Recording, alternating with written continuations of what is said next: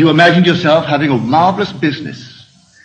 And then comes the day a building is for sale, and you haven't a nickel toward. And not a total stranger, but a man comes in and asks you quite in a friendly manner, are you going to buy it? And knowing you don't have a penny, you say to him, as you would a friend to a friend, with what? And then he said, well, I have money. Well, he said, I've watched you. You're an honest person. Your family, they're honest. I think they are. Would you like me to buy it for you? I'll get my lawyer to bid for it. And this goes back to the imagination that preceded this man's offer to buy the building. For the young man, seeing this building and entertaining a thought, and so every day he would see on that marquee, not their name, but his own family's name. And in his mind's eye, he saw that name, which, if true, would imply the family owned it.